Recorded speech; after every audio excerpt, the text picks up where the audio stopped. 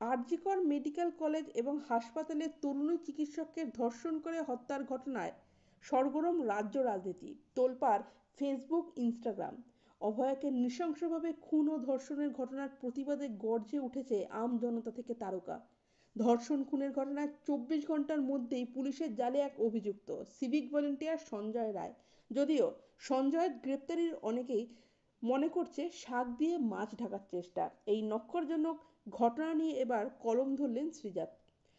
তিনি লেখনীতে চোখের জল নেটিজেনদের ধরে বলেছেন, সেই লেখায় রয়েছে অবশ্য নির্দিষ্টভাবে আরজিকরের ঘটনা উল্লেখ নেই, বরং সকল ধর্ষিতার নির্যাতিতার হয়ে সওয়াল লেখকের। তিনি লেখেন, জনি মানে তো চিরে রাখা রাস্তায় একটা একটা সরু গলিপথ, কিন্তু সেটুকুতে মন উঠল না তোমার।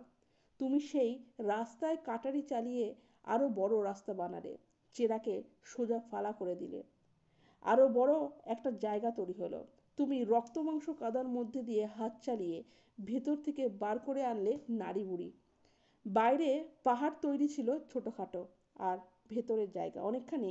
এইবার তুমি জনির মধ্যে রড ঢোকালে। শ্রীজাতের ধারালো কলমে উঠে এলো নারীর যন্ত্রণা। তিনি যোগ করেন, তারপর স্টোন চিপস, তারপর ট্রাক, তারপর হোটেল, তারপর পেট্রোল পাম্প, তারপর শপিং মল, তারপর জাহাজ বোঝাই বন্দর, তারপর বিমানপথ, তারপর মহাসমুদ্র, তারপর হাতের মুঠোয় চেপে ধরে ঠেসে ঠুসে গোটা পৃথিবীটা তুমি গুজে দিলে সেখানে। কিন্তু কি আশ্চর্য, তোমার কৌতূহলী মন তাতেও শান্ত হলো না। শেষমেশ ব্যাপারটা কি বুঝে নিতে তুমি নিজেই ঢুকলে ভেতরে। মাথা, বুক, কোমর, হাঁটু, পা, এইভাবে পুরোটা ঢুকে গেল। 9 মাস পর তদন্ত সেরে যখন বেরিয়ে এলে, ডাক্তারের হাত টেনে বার করলো তোমাকে। নারীর গর্ভে 9 মাস ধরে তিল তিল করে বেড়ে ওঠা মা পুরুষ নারীকেই ধর্ষণ করে। গত বৃহস্পতিবার রাতে 22 বছরের মহিলা চিকিৎসককে আরজিকর হাসপাতালের মধ্যে ধর্ষণ করে খুনের অভিযোগ উঠেছে।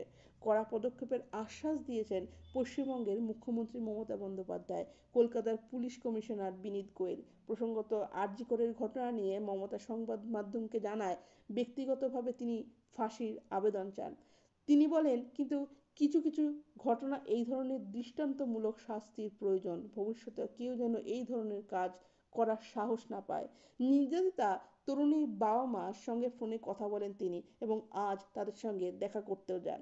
তিনি জানিয়েছেন, আরজিকর কাণ্ডে সিবিআই তদন্তে তার কোনো আপত্তি নেই। ওদিকে রবিবার রাতে আরজিকর মেডিকেল কলেজে এবং হাসপাতালে দাঁড়িয়ে কলকাতা পুলিশ কমিশনার বিনীত গোয়েল জানান, 3জনের সিমেনের নমুনা মেলেনি। গুজব ছড়ানো হচ্ছে, কাউকে বাঁচানোর চেষ্টা চলছে না।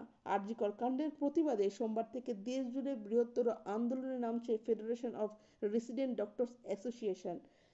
জরুরি বিভাগ ছাড়া সব বিভাগে কর্মবিরতির ডাক দিয়েছে federation of resident doctors association. অবহেলার বিচার চেয়ে কেন্দ্রীয় স্বাস্থ্যমন্ত্রী ও স্বরাষ্ট্রমন্ত্রীকে চিঠি দেওয়া হয়েছে।